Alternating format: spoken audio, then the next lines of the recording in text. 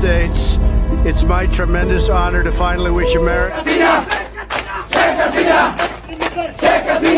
যুক্তরাষ্ট্রের president Donald Trump ক্ষমতায় বসার পর এক সংবাদ সম্মেলনে বলেন শেখ হাসিনা এখনো বাংলাদেশের প্রধানমন্ত্রী।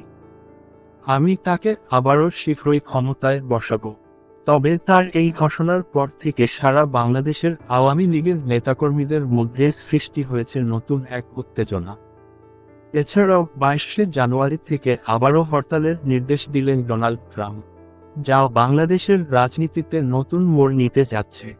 এদিকে ডোনাল্ড ট্রাম্পের এমন মন্তব্যের পরপরই আওয়ামী লীগ এবং ছাত্রলীগ নেতা কর্মীরা বিক্ষোভ মিছিল শুরু করেছে, যার ফলে রাজপথ রণক্ষেত্রে পরিণত হয়েছে।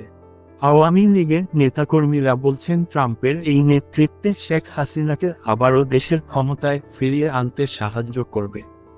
তবে প্রশ্ন হচ্ছে ডোনাল্ড ট্রাম্প হঠাৎ করে কেন এমন সিদ্ধান্ত নিল? তবে ডোনাল্ড ট্রাম্পের এমন মন্তব্যে বাংলাদেশের রাজনীতিতে কি হতে যাচ্ছে?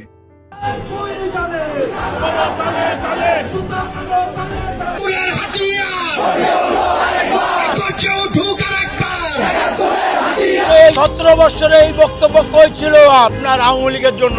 আপনি আর দালালির পথে এসেছেন না।